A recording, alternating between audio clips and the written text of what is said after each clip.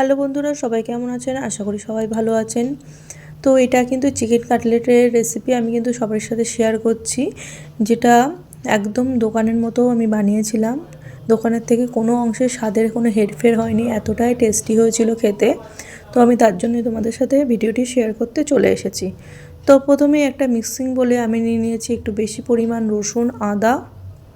যেহেতু মাংস আমি 9 পিস কাটলেট করেছিলাম বড় সাইজে, তা সেই পরিমাণ আমি কিন্তু নিয়ে নিয়েছি। ঝালটা কিন্তু আপনাদের স্বাদ অনুযায়ী। আর এর মধ্যে দিয়ে দিয়েছি ধনেপাতা, লঙ্কা, কাঁচা লঙ্কা ব্যবহার করেছি। তো আর দিয়ে দিয়েছি লেবুর রস। এটা টেস্টটা খুবই ভালো রাখে। আর এটা ম্যারিনেটের জন্য আমি কিন্তু ব্যবহার করব চিকেনটাকে। তো এবার পেস্ট করে নিয়ে চলে আসবো। এবার চিকেনগুলো আমি কেমন নিয়েছি একটু দেখিয়ে দিই। চিকেনগুলো এরকম থিকনেসের আমি চিকেন বেস্টের পিস আমি এরকম করে কেটে কেটে নিয়েছি। এটারই সম্পূর্ণ কাটলেট কিন্তু বানাবো আমি। তো এরকম আমি কিন্তু 9 পিস নিয়েছি। প্রথমেই এটাকে পাতিলেবু দিয়ে আমি কিন্তু পাতিলেবুর রস আমি দিয়ে নেবো। এতে কী হবে, চিকেনটা খুব জুসি থাকবে আর জিনিসটা খেতেও ভালো লাগবে। আর সামান্য পরিমাণ দিয়ে দেবো সয়া সস। তারপরে যেই পেস্টটা করেছিলাম সেটা দিয়ে ভালো করে চিকেনের এপিট ওপিট কিন্তু আমি মাখিয়ে নেব। এইভাবে সম্পূর্ণ সবগুলো চিকেন কিন্তু আমি সুন্দর করে ম্যারিনেট কিন্তু করে নেব। ম্যারিনেট করে মিনিমাম আমি কিন্তু 1 ঘন্টা এটাকে রেস্টে রেখে দেবো, যাতে ম্যারিনেশনের সব কিছু মশলাসহ চিকেনের মধ্যে খুব সুন্দরভাবে ঢুকে যায়। সেটা কিন্তু খেয়াল রাখতে হবে। এই ম্যারিনেশনের ওপর কিন্তু চিকেন কাটলেটটা টেস্ট একদম নির্ভর করে। তো এরকম করে সুন্দর করে ম্যারিনেট করে আমি 1 ঘন্টা মতো আমি রেখে দিয়ে আমি অন্য কাজ করব। তো এপিট ওপিট করে সুন্দর করে দেখুন কি সুন্দর করে মাখিয়ে নিয়েছি।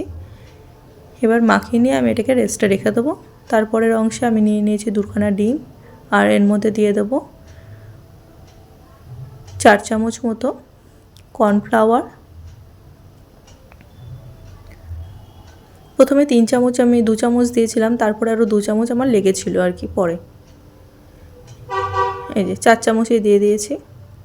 এর মধ্যে দিয়ে দেবো সামান্য লবণ, দিয়ে সুন্দর করে এটাকে মিক্সড করে নেব। কোনো কিন্তু ময়দা এখানে ব্যবহার করিনি আমি।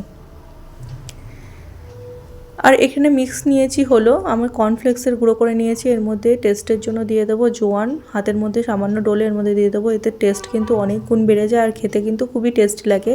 আমার ম্যারিনেশনে 1 ঘন্টা হয়ে গেছে, সামান্য জল বেরিয়েছে।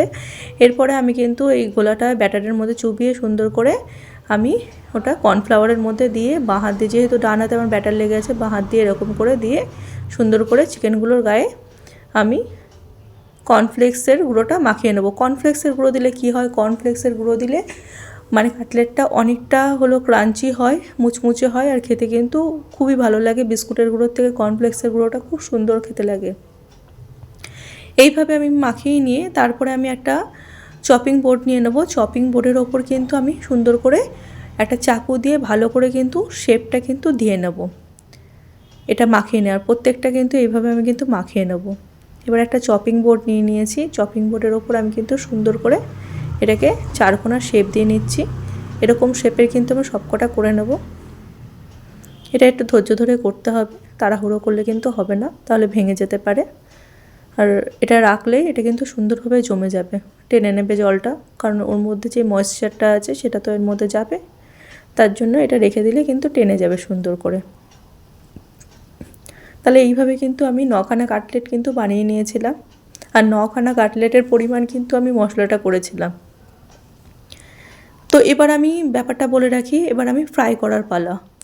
এবার ফ্রাই করার পালা কি, আমি এখানে ডবল ফ্রাই করব। প্রথমে এটা একবার ফ্রাই করে নেব।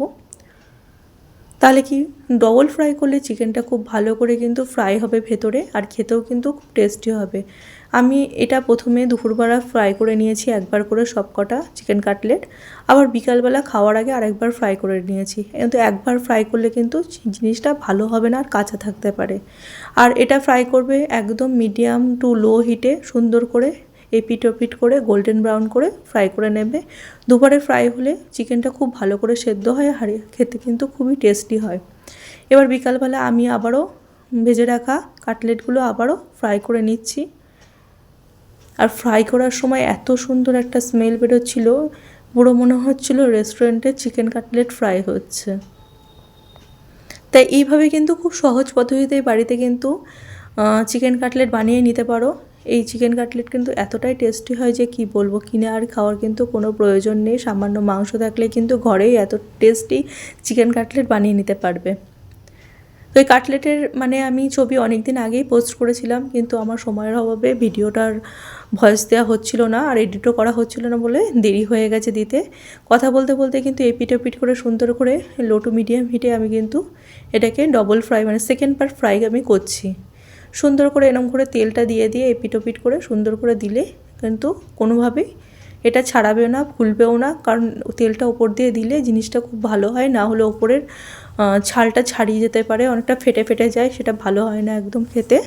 তো ওইভাবে কিন্তু এপিট ওপিট করে আমি কিন্তু সুন্দর করে সব কটা চিকেন কাটলেট আবারও সেকেন্ডবার ফ্রাই করে আমি নেব। পদ্ধতিও দিয়ে দিলাম আমি দুটো চামচের সাহায্যে কীভাবে ফ্রাই করে নিচ্ছি। চামচের সাহায্যে কিন্তু ওঠাতেও খুব সুবিধা হয়, বা যে চিমটিগুলো থাকে সেই চিমটির সাহায্যে আপনারা খুব ভালো সহজেই ওঠাতে পারবেন, নাহলে খুন্তি দিয়ে কিন্তু ভালো হয় না, তেল ছিটকায় আর গায়ে তেল পড়ার সম্ভাবনা থাকে। তো দেখুন কতটা গোল্ডেন ব্রাউন হয়ে গেছে, আমার এতটাই টেস্টি লাগছে যে এখন দেখেই লোভ লেগে যাচ্ছে আমার ভিডিওতে ভয়েস দিতে দিতে, এতটাই টেস্টি হয়েছিল। তো আমার ভাজা হয়ে গেছে। এখানে 2 রকম চিলি সস নিয়েছি, আর নিয়েছি টমেটো কেচাপ, আর নিয়েছি স্যালাড যার মধ্যে আছে গাজর, পেঁয়াজ আর শসা, আর নিয়েছি চিকেন কাটলেট। আমি একটা চিকেন কাটলেট কিন্তু ভেঙেও দেখিয়ে দেবো কতটা জুসি হয়েছিল। তো দেখো, দেখে কিন্তু বাড়ির লোক বুঝতেই পারবে না যে এটা কেনা না বাড়িতে বানানো, দেখেই বুঝতে পারছো। তার ওপর দিয়ে দেবো সামান্য টেস্টের জন্য লবণ, আর এর মধ্যে চাট মশলাও দিতে পারো, আমি দিইনি, তোমরা চাইলে দিতেই পারো। তো এবার কিন্তু আমি একটা কাটলেট তোমাদের ভেঙে দেখিয়ে দেবো যে কতটা টেস্টি হয়েছিল আর জুসি হয়েছিল। টেস্টি তো বানাতে বুঝতে পারবে, আর কতটা জুসি হয়েছিল সেটাই দেখাবো। অনেকটা গরম ছিল তাই আমার ছিঁড়তে সমস্যা হচ্ছিলো। দেখো কতটা জুসি হয়েছে ভেতরে কাটলেটটা, এত অপূর্ব হয়েছিল যে বারবার বলছি যে কি বলবো। তোমরা কিন্তু অবশ্যই বাড়িতে ট্রাই করো আর আমাকে জানিও কেমন হলো। তাহলে আমি আজকের মতো আসি, তাহলে পরে আর একদিন আবার দেখা হবে। টাটা।